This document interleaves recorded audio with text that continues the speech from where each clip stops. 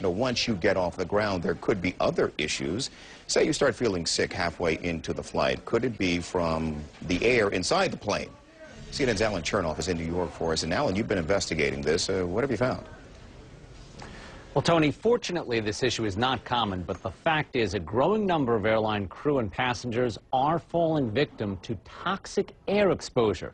One U.S. Airways plane in particular had repeated problems in recent weeks, causing pilots and flight attendants to suffer severe health issues. January 16th, ambulances meet U.S. Airways Flight 1041 arriving in Charlotte from St. Thomas. 8 passengers receive medical treatment. 7 crew members are rushed to the hospital after complaining of headaches and breathing problems. Neither the pilots nor flight attendants would speak with CNN for fear of losing their jobs.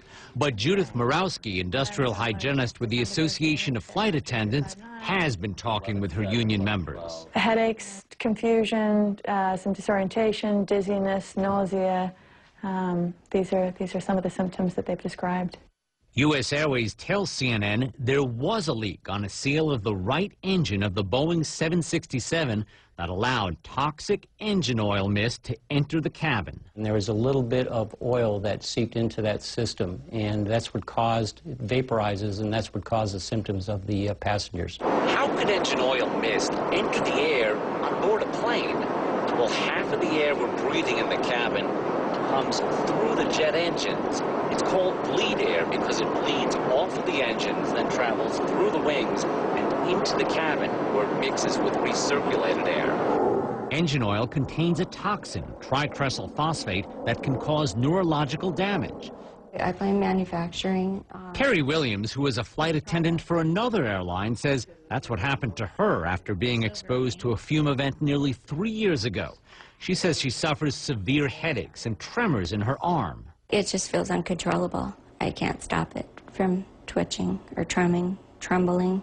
Indeed, all 7 crew members of Flight 1041 have been unable to return to work because of their symptoms. They continue to experience neurological symptoms that impair their daily living and have precluded them from returning to flying.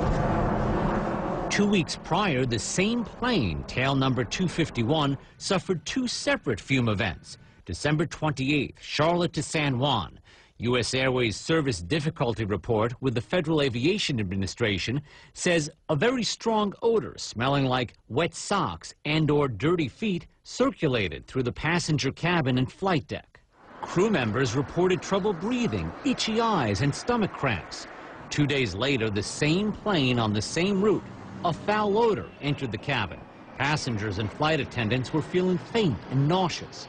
U.S. Airways says hydraulic fluid was released into the bleed air system on both flights. That fluid, Skydrol, is a known irritant to the respiratory tract. U.S. Airways takes this very seriously, and we do everything to our utmost to maintain the safety of the air quality for both our passengers and our crew. The airline says the plane was taken out of service after the January 16th incident for maintenance work.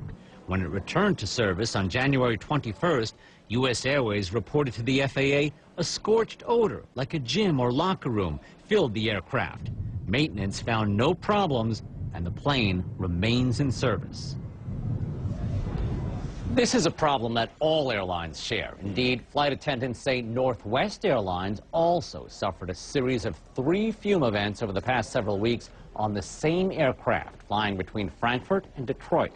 That airline says, quote, "We are investigating each case of employee illness, but at this time we cannot pinpoint a specific cause." Boeing concedes there is a chance of fume events, but the company says the air on board its aircrafts is safe and healthy. Tony? And Alan, more generally, how often does this kind of thing happen? Tony, there has been a study done for the British House of Lords, and that study found that there is a fume event 1 out of every 2,000 flights. That doesn't mean every one of those events has oil coming into the cabin, but some sort of contaminant coming in. And who is most susceptible? I've got a good guess here. Who's most susceptible to this bad air? Well, the folks who are on the planes all the time, so we're talking about the pilots and the flight attendants, they are definitely most at risk here. Alan, appreciate it. Thank you.